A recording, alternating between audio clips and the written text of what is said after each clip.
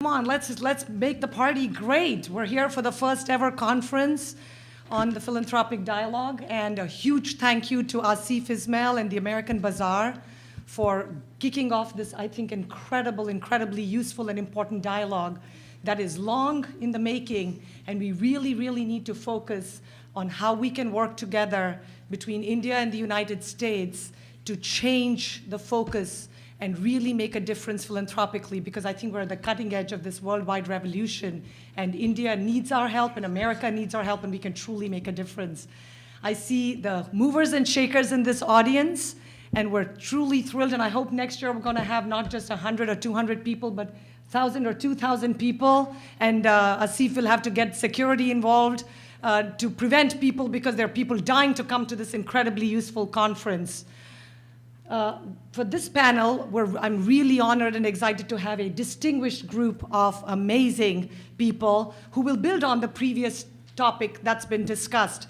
I think it was very helpful to have the opening dialogue where we talked about strengthening India-centric efforts in the United States, focusing a little bit with Dr. Rai talking about the importance of community college education and how that can truly make a difference in spreading education and not focusing on just a few elite colleges and schools. Building on that foundation that was laid in the prior panel, this topic for this panel is the flow of philanthropic dollars, human capital, and innovations. How can the US to India channel be streamlined for optimal results? As you already heard, we have Ranveer Trehan. I'm going to briefly introduce them so that you will have a better understanding of the context in which they share their comments and remarks. Mr. Trehan is a technologist and entrepreneur who is now devoted to philanthropy. He's based here in the Washington, D.C. area. He's the founder and the chairman of the Trehan Foundation and a board member, I'm guessing, of several organizations, including CARE. And from 2005 to 2011, Mr. Trehan was the vice chairman of Aptis Holdings, a professional services and technology deployment company with offices around the world with revenues nearing $1 billion. Before that, he was the CEO of Seta Corporation. Is it Seta or Seta? Seta Corporation, and which was founded in 1987 by him to provide high-end technology consulting to the federal government and to commercial clients, particularly in emerging complex communication systems. Under his leadership, Seta grew to nearly $100 million. Close it? He's being modest, but I told you I had to put some context to each of his, with over 600 highly qualified. And before that, he was involved with Maitre Corporation, heading $25 billion government-wide telecommunication program. He's like, stop it. He's a native of India, and he's received his bachelor's from BITS, Pilani, the Birla Institute of Technology and Science, Master in Operations Research from the University of Michigan, and a Master of Business Administration from the University of Dayton. He's also done some PhD coursework at George Washington. Not to second, but certainly not second in terms of qualifications, we have Ramesh Mahalingam, who actually founded the Pratham Raleigh chapter in 2005. He was the president of Pratham USA in 2007 and 2008, and he's led the organization to a revenue base of over $10 million, when before he took over, it was only $3 million.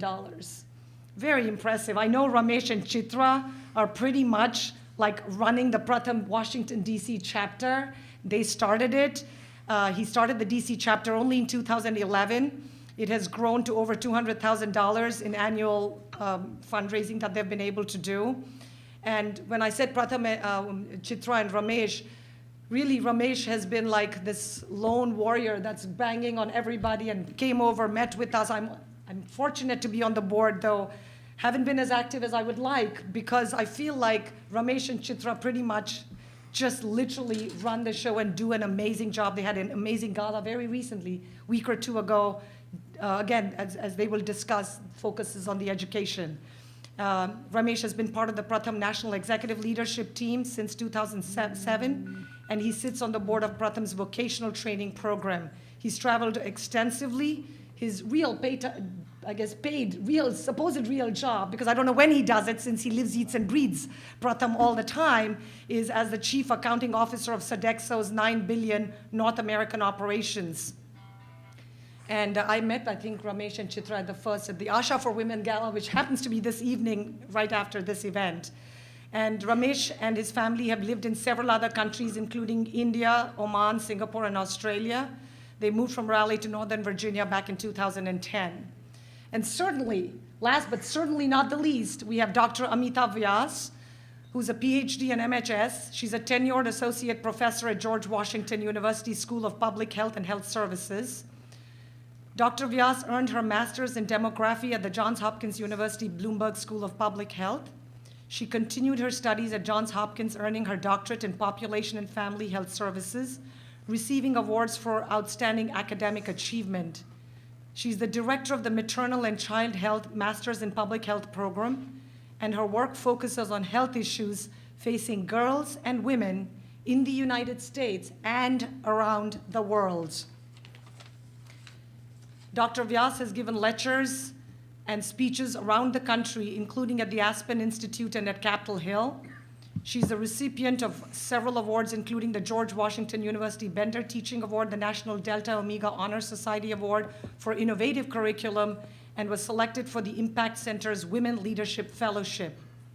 In 2007, Dr. Vyas founded the Global India Fund, a nonprofit organization committed to inspiring global philanthropy by providing secure and transparent options to individual and corporate donors.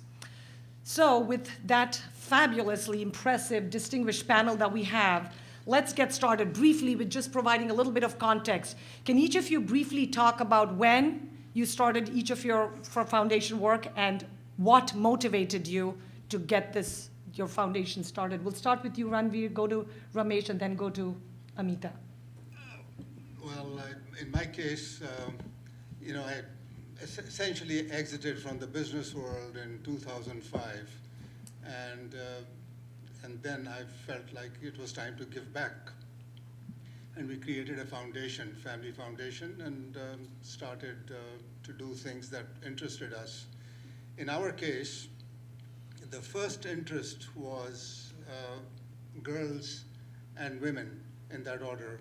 Girls, education, health, development, and women, maternal health. And our first action was to work in India, and then later in Africa. And our projects basically were dealing with residential institutions created for accelerated learning for girls who had dropped out of school in villages, to bring them back through accelerated training and education for a year and cover maybe 2-3 grades, and then have them come back into the normal school so they could live long, productive lives, economic as well as social productive lives, rather than getting married at age 12 or 13. That's been successful, and I know that some of those programs have been taken up by the Government of India. Our other, and as somebody who wants to give, and I'm sure all of us feel the same way, the world is large, and we should not confine our interest for charity or philanthropy or giving just to India. I think there's a tremendous amount of need in all parts of the world. And so we took up some maternal health projects in Tanzania, and they've been very successful, and the mortality rate has dropped tremendously, as has it dropped, and as Amita can tell you, around the world dramatically. Our other interest was in education, India-US relations, higher education, India-US relations, and creation, or hopefully helping create, some appropriate technologies. Here, we went to the University of Michigan and started a series of programs that's actually lasted the last 7-8 years. It's going to go on at least for another 5-7 years. So it's probably a 15-year program. It's a number of projects. Some of the projects really deal with US-India relations, but the majority of work deals with public health projects related to India, in conjunction with Indian institutions like the Public Health Foundation of India and the PGI of Chandigarh and so on and so forth. And in addition to that, there's a huge component of what I call interdisciplinary research on appropriate technologies for developing countries. And this is a unique program which must involve, each project, the conditions are, it must involve 3 disciplines, 3 different principal investigators from 3 different departments of the university to agree to work together on a project.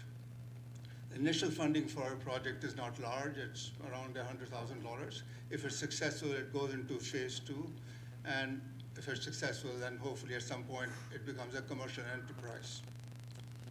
So those are the major things that we worked. In addition, to promote US-India relations, we have worked on US-India events like the Festival of India at John F. Kennedy Center 3 years ago, maybe. And we were deeply involved in helping stage what we thought was the best event possible, helping fundraise for the event, and also contribute to a certain extent. So that's the range of it. Oh, the other part we do is, because we live in America, we feel we owe as much or more to America, tell you the truth. All this wealth was created here. We also are involved with some inner city projects. In our case, we are involved with inner city tennis programs in Ward 7 in this city, which is one of the toughest places to live. I go there often, and you only want to go during the day because I'm a coward. So that's the range of work that we are involved in, and we generally program for many years when we select an institution, and so we are programmed 90% for the next 5-6 years in terms of our work. Thank you, Ranveer. And before I let Ramesh explain a little bit about Pratham, if I could ask, do you tend to work more individually in isolation with the Trian Foundation, or do you actually try to collaborate with organizations like Japaigo that focus on women and maternal health in Tanzania and India and other parts of the world? Our work, because we didn't think we were smart enough, was to go through CARE. Okay. Okay, Mm-hmm. but we were involved in the process of selection and in the monitoring of the projects throughout. Okay, got it. So I think in terms of the 2 institutions that we have been deeply involved in order, I think are the University of Michigan, CARE, and then the Kennedy Center.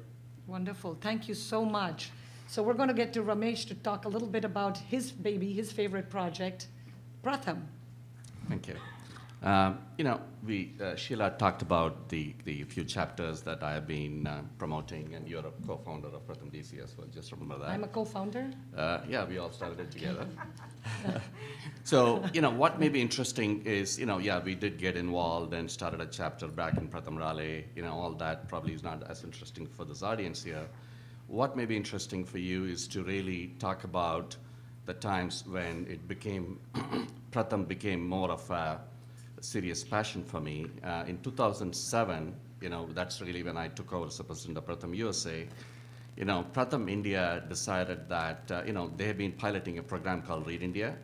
They have been really testing children in various parts of India, tens of thousands of children, and really providing them some learning modules.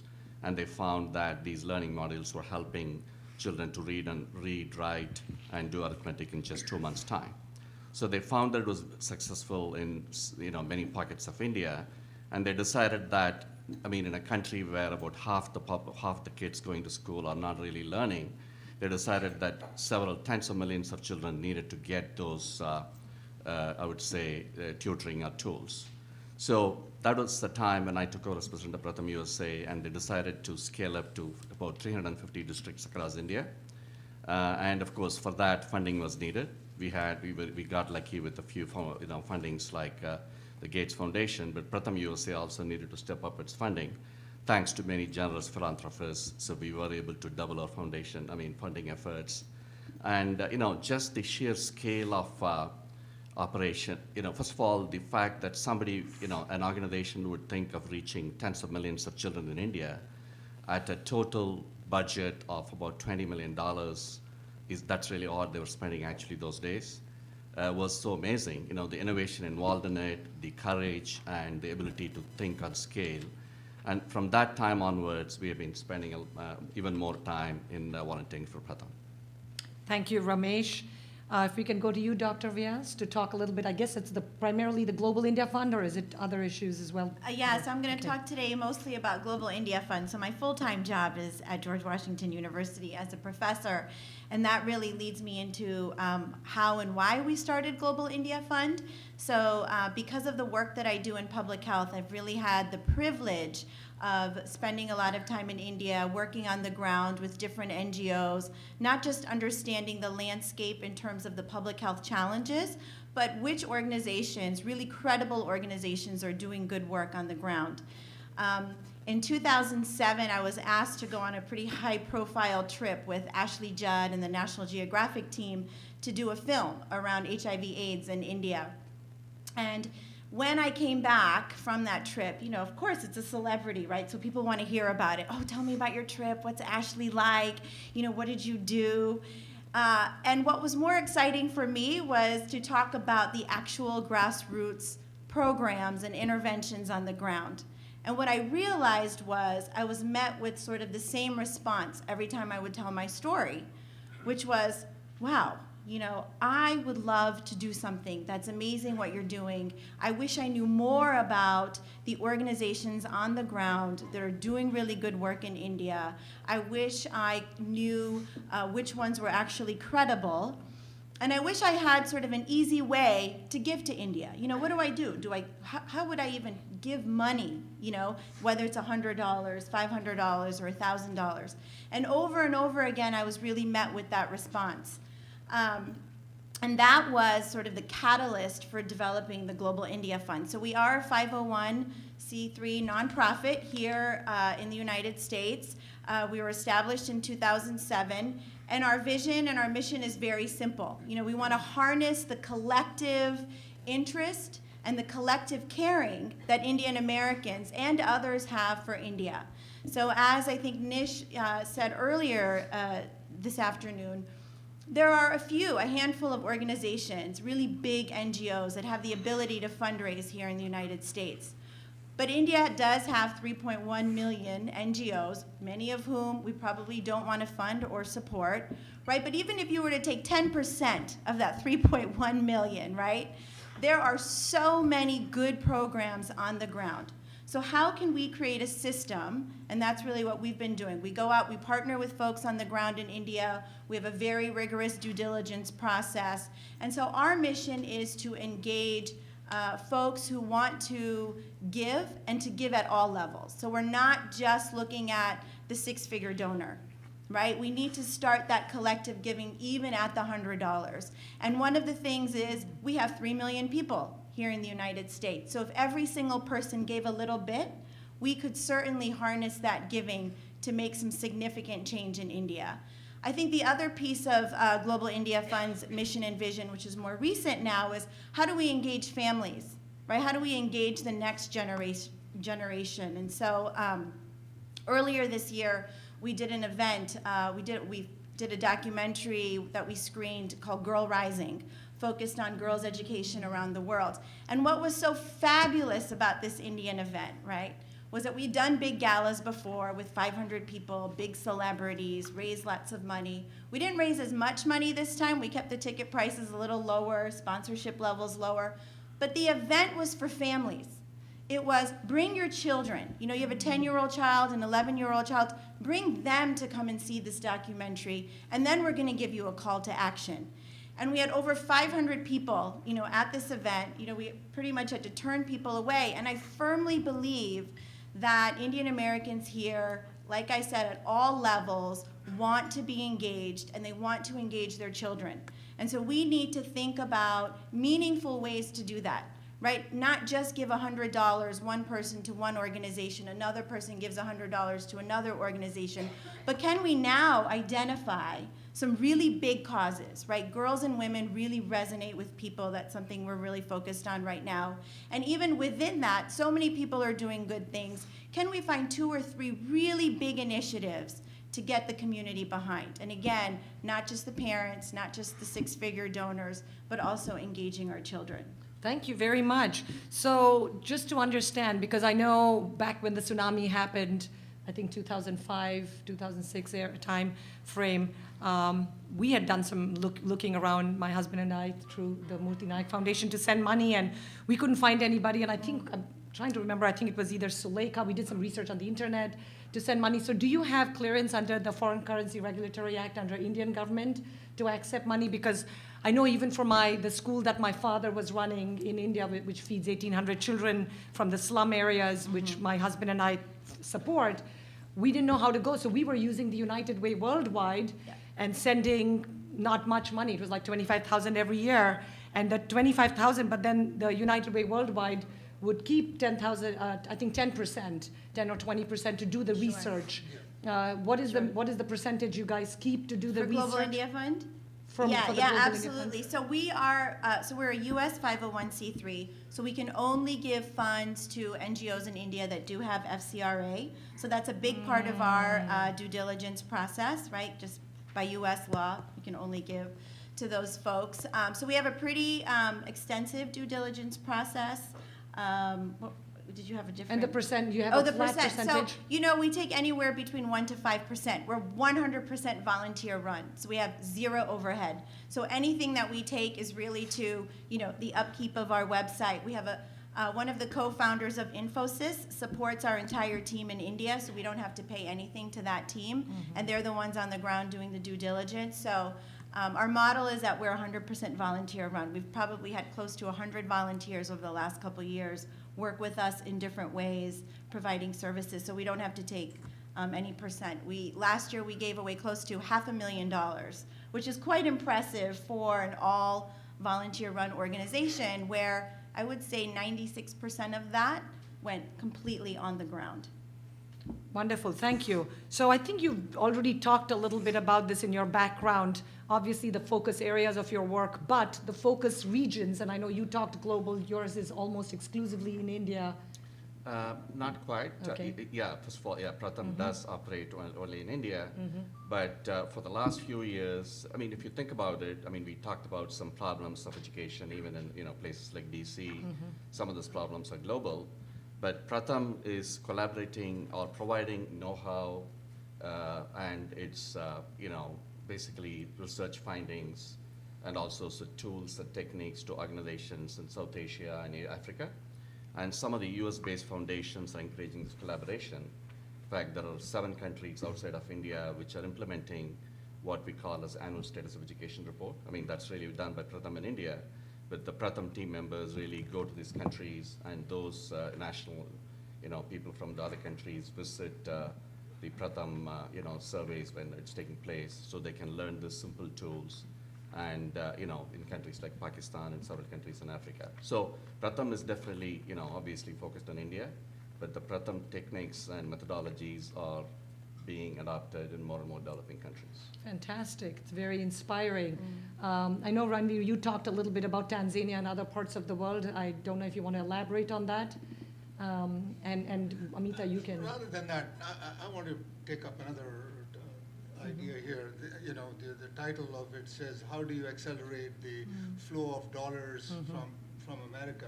And I want to bring up the point that I think first of all, the biggest actor in development in India is going to be the Indian government.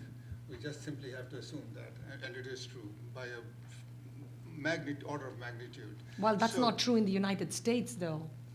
That the U.S. government, I know they have the U.S. aid and Right. huge, but in terms of private funding, you have huge amounts that can rival.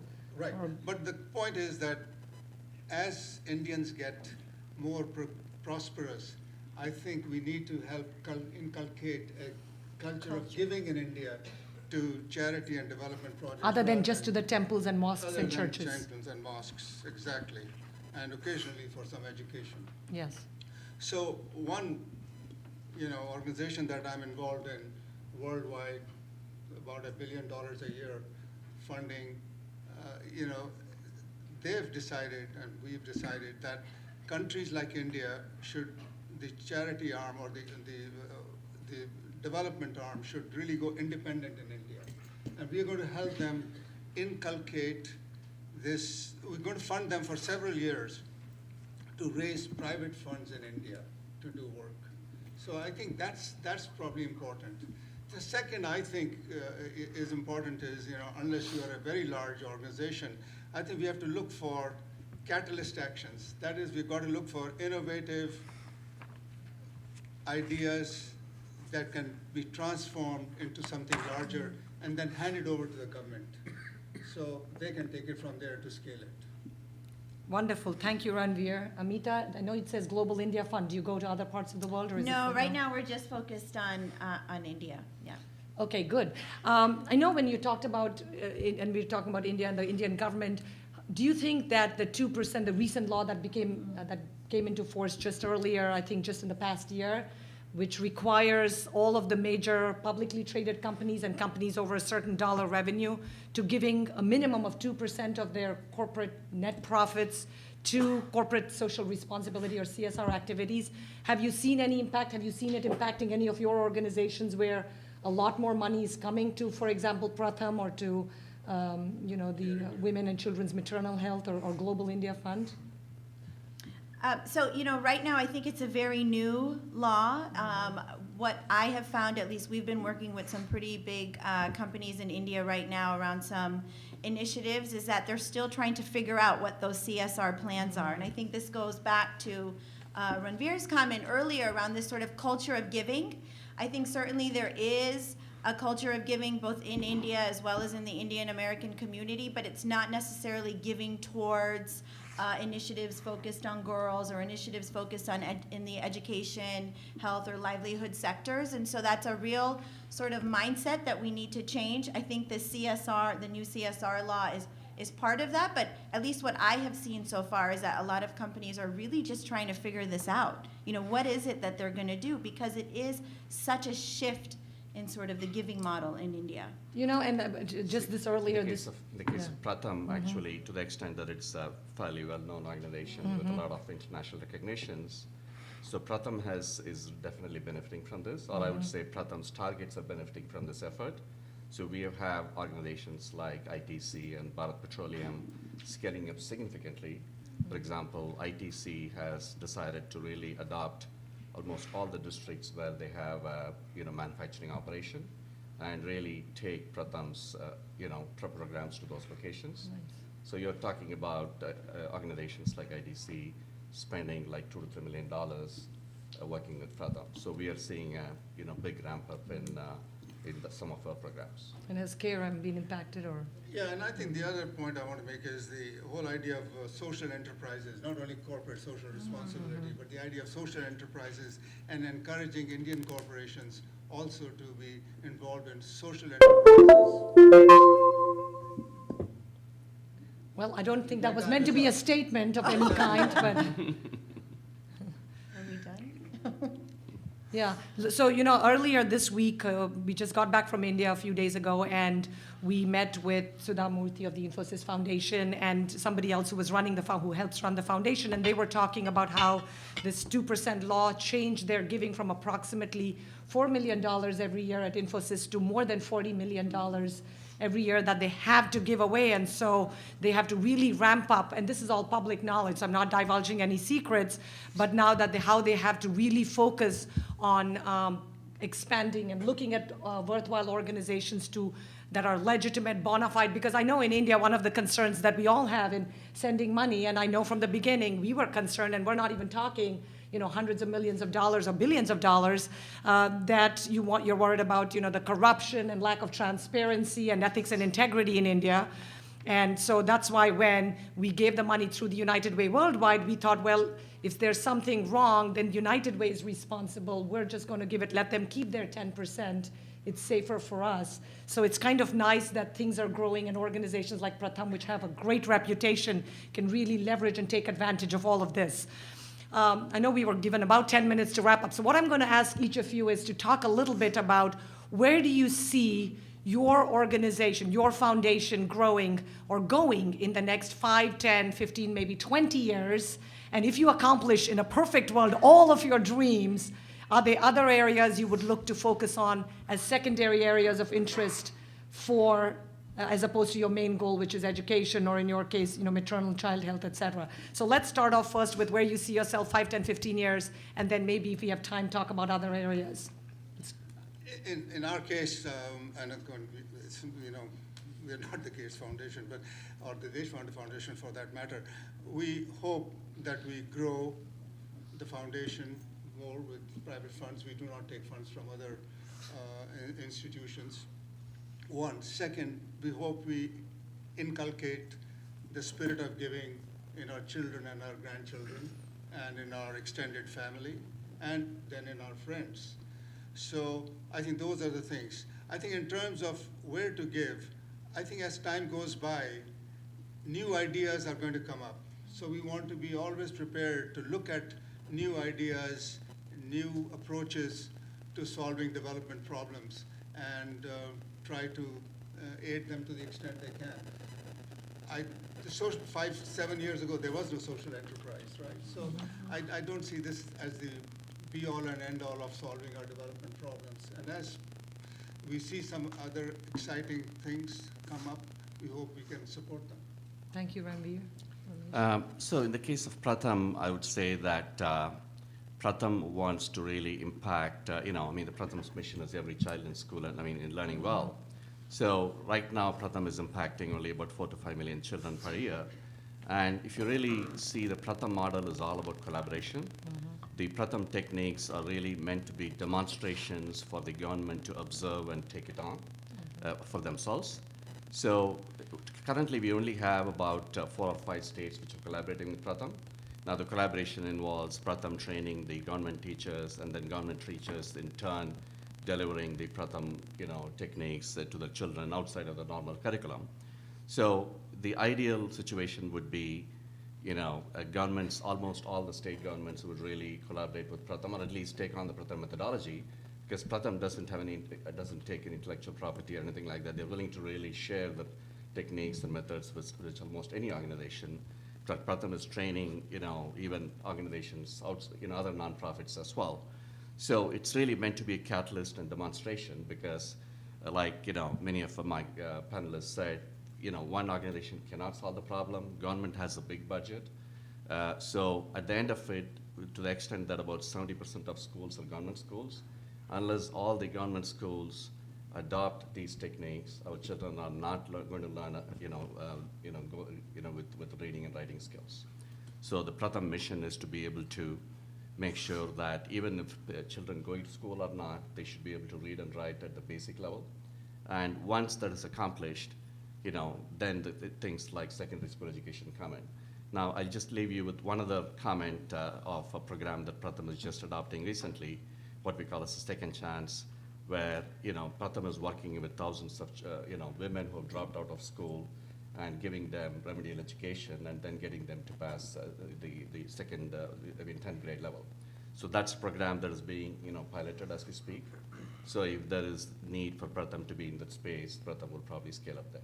So Pratham's main goal is more like the basic, the secondary, and like you said, you hope at some point to take it to the middle school, high school, where they can get the other organizations. I know the government of India is supposed to have free education up until high school, but the general feeling is that the teachers are incompetent and they're not motivated. How do you end up motivating teachers at Pratham? How have you managed to keep them outside and separate? And has there been any jealousy or concern by the government of India or government teachers that you are treading on their space? There is always going to be some. That's where the leadership matters. When the state government or district government is really going to be collaborating with Pratham and saying that, look, we want to see our children learn, it's going to help a lot. But one of the areas where Pratham has made a major impact in terms of advocacy is really what we call as the annual status of education report. Every year, Pratham releases a survey based on surveying about 1 million children in India of educational outcomes. And these educational outcomes are available by state, by district. More than 500 districts of India have their learning outcomes laid out in the survey. So to the extent that some states are improving the learning levels and some are not, some districts are improving and some are not, there is definitely an element of competition which is beginning to take place. So at the end of it, no state government or no state education minister or chief minister wants to be left behind. And they do, and several of them do invite Pratham, and some decide not to. So that's where actually Pratham is helping. Basically, if you're able to see your children learn, that's your reward. Thank you, Ramesh. Amita? So, for us with Global India Fund, as I said earlier, we are 100% volunteer driven. And our vision, as I said, is to really engage more people, especially young people, in philanthropy at different levels. And so I think over the next few years, what we're really committed to doing is finding a few initiatives in India that really resonate with the community here, where we can engage more and more people, like I said, whether it's at $100 level or if it's at, $1,000 or $1 million. And so to me, I think on a personal level, my success for Global India Fund will be the day that a young person comes up to me and says, okay, can I take this over now? Right? Like to really hand it off to the next generation. Thank you, Amita. And so when Ranveer and you were just talking about the next generation, it kind of reminded me, it is something that I think Indians and in India, at least in the United States, are trying to do, is inculcate in the children this attitude of giving and sharing and helping and being more charitable and caring and compassionate. I remember maybe maybe 7, 8 years ago when Bill Gates was in India and on Indian television, he was interviewed and asked, you're the world's richest man. What do you plan to do with your money? And his immediate response was, I'm not, certainly the one thing I'm not going to do is give almost anything of it, maybe, literally not even cents on the dollar to my children. And the person asking the question was so taken aback. Apparently, he almost started laughing nervously, like this can't be real, because the Indian ethos and Indian mentality is you stash and save and sock it away so that your children can have Estate tax. and there's no estate tax in India, of course. Here it's 55% above a certain limit, which is clearly a disincentive. But also I think it's, as we say, by the grace of God or inshallah, that most of us who have made enough to live, eat, and have a roof over our heads, at some point money stops mattering. It becomes a lot of zeros because you can't sleep on 5 beds, you can't eat 5 lunches and dinners, and with all our dieting, we probably have to have half a lunch or half a dinner anyway. And so this is the world we live in. If we don't teach our children the attitude of caring and loving and giving, and you're talking about the increase of wealth in India with so many people doing quite well in this technologically sort of advanced country that we're getting into, I think the hope of the future is the next generation taking over, not us kind of clinging and kind of forcing it. Also, there is a little bit of an attitude in India that we don't want you from America telling us what to do with philanthropy and money. We want to figure this out ourselves. And while they appreciate the money that's coming from the United States because they're grateful for it, they also want to create their own local platforms, local ways of approaching organizations. And I think an organization like Pratham is looking at the local landscape and working. Global India Fund is looking at it, and as you are in the work you're doing. Do any of you have any parting thoughts or questions? And I know we'll open it up, by the way, to the floor as well for questions. As you can see, we have a fantastic panel with incredible experience, very different, very diverse, exciting. So, okay, why don't we have you ask a question? Corruption part of India, that's a normal culture. And how do you deal with that? Is there a way where you get the money from here?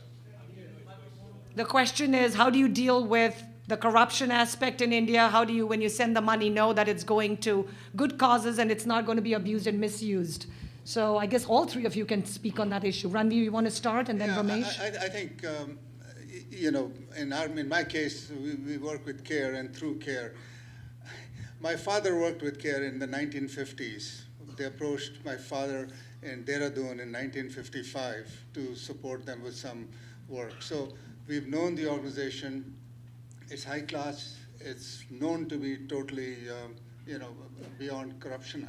I'm sure there are no issues there at all. And an institution like that, there's something to be said.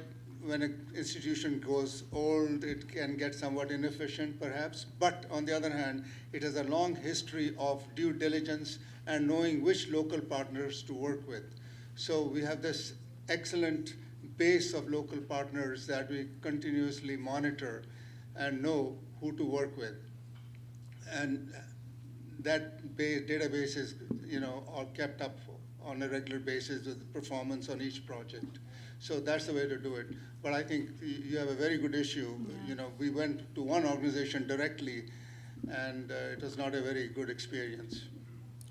So I would just add that, in the case, everything starts with leadership.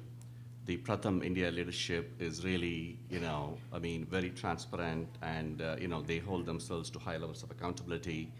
And there is no expense account in Pratham India or not even Pratham USA. So if you and I go to dinner, I pay for it out of my pocket, or you pay out of your pocket. So that's, it might seem basic, but that's very important. But the other important thing is to keep in mind that Pratham is all about outcomes. It's not, if you invest X million dollars or hundred thousands of dollars in a district, it doesn't mean that you're making a huge impact. It's a question, how many children in those districts or blocks are learning? So to the extent that the focus is more on outcomes and on low-cost scalable programs, so we avoid the impact of corruption. Thank you, Ramesh. Yeah, I think your point is excellent. I think the biggest barrier, as I was saying earlier, to caring is this notion of who's credible on the ground. And we spent a lot of time coming up with this very extensive credibility framework. And in fact, had it not been for some of our private donors in India, we would not have been able to do that. So looking at things like their financial statements, a constant review of those, looking at their impact and the kinds of evaluations they've been doing. Do they have the FCRA? And then I personally actually have gone and visited most of the organizations that we partner with, so that I do that on an ongoing basis, as well as some other folks. But I think that's probably one of the biggest barriers to giving. I think in it's the Indian fantastic community. to have this option that you're doing through the Global India Fund. Are there other people who are doing the same thing? Do you have competition, or are you kind of, because to me, 1 to 5% seems extremely reasonable. It does, but again, we don't have full-time staff, so Yeah. our expenses are low. I think our model is somewhat unique, because when I look at some of the other models here currently in the U.S., it's really foundations or organizations that have really created their own programs, so they function more as an NGO, whereas we are really trying to just facilitate, right, the giving. So we find some really good organizations. You tell us what you're looking for. We find the donors. So we're really, we don't just focus on one cause, one organization. Thank you, Amita. I know there's a gentleman at the back that raised his hand, so if he can have the microphone first, him at the back, and then we'll come back to you in the center. I want to congratulate Pratham for doing such a great job, particularly the focus on the outcome aspects of that, and their evaluation has been recognized. So really I want to congratulate them for that. Now, my question to you is that, are you working with other organizations which are also working in the same field? For example, Meghdootam is doing a lot of work in that area where they're establishing residential places for the kids in mountainous area, tribal areas, and other places. So my question is, and Bill Gates Foundation, others. My question is, are you connecting with these other organizations to make it more successful for these kids all over the country in India? Thank you for that question. And while Ramesh is answering, for the next person who asked the question, just keep the microphone maybe a foot away from your mouth, because it's so loud that we can't even hear you clearly. Selectively, yes. The Pratham, to the extent that it operates in so many states in India, there are some Pratham affiliates. In fact, entire states of Karnataka, for example, Akshara Foundation, Pratham Books are affiliates of Pratham, Aid India, and Eureka Kids are affiliates of Pratham in Tamil Nadu. So almost to the level that Pratham works with many statewide nonprofits, and they become Pratham affiliates. Now, the other partners, when we talk about other organizations, also keep in mind that Pratham is entirely a collaborative effort. Pratham works with lots of corporates. Just to give you an example, Pratham is providing vocational training, say, in the field of construction. Pratham doesn't have the know-how. So Pratham works with L&T. So L&T and Pratham provide a co-branded certificate after those few months of training. So the amount of collaboration Pratham is involved is massive. So from that angle, Pratham is leveraging knowledge where it exists. And also keep in mind that one of the themes or the topics of this particular session was leveraging human capital. Several hundred people in US are constantly working with Pratham leaders in India and providing them input, I would say insights, as well as some of the technologies that we have here. Thank you, Ramesh. I know we have one question for one last question. I think the gentleman there was waiting. We'll see. Okay. So, my question pertains to education, and it can be answered by all of the panelists. I know that it was mentioned earlier that Mr. Trahan wanted to establish residential institutions for accelerated learning, and that there was also inner-city projects in America, and also Mr. Mahalingam has Lead India with learning modules. So stemming from the last question, I know there are the tribal and the mountainous areas of India that don't have access to technology, but there is also information and lessons out there that Khan Academy is one organization provides for these children. So how would you, I suppose, give these places the access to those organizations such as Khan Academy? So, I mean, I can quickly respond to it. Yes, you're right that technology needs to be leveraged for you to be able to scale up from 4 million to 400 million. I mean, I would say probably we don't need help for 400 million kids, but 100 million kids. So definitely that's an area that Pratham is actively looking at. And, definitely the next phase of innovation with Pratham would be how do you take this accelerated learning techniques and deliver it to, say, 50, 100 million children.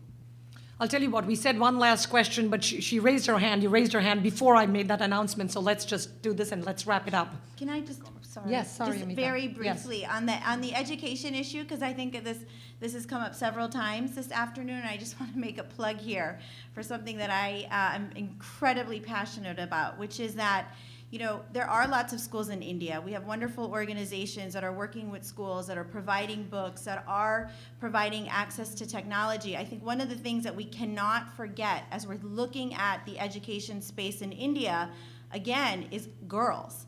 That it's not that we don't have enough schools, just girls are not there. Half of the population doesn't make it past class 10 in India. And that has significant consequences for the GDP of this country, for the productivity of this country, for the health and well-being of the entire country. And so I think when we're thinking about education, access is just one piece of it. We really need to be looking at sort of transforming social norms around gender equity and investing in girls and making sure that they are making it past class 10.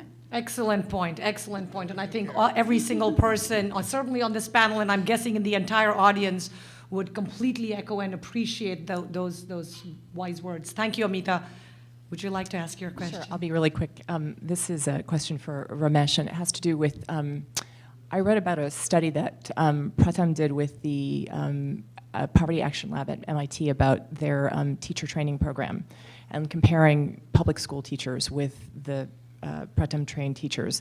And they discovered that what, in fact, was one of the differentiators was that the public school teachers were so concerned about following the state curriculum, Yes. which was so onerous that they were doing less good teaching as a result. And so what it really calls for is then a big shift in policy. And so I'm curious to know what you think the role is for funders and for organizations like Pratham in terms of actually doing advocacy around policy change, and what kind of work you're doing in that area, if you are.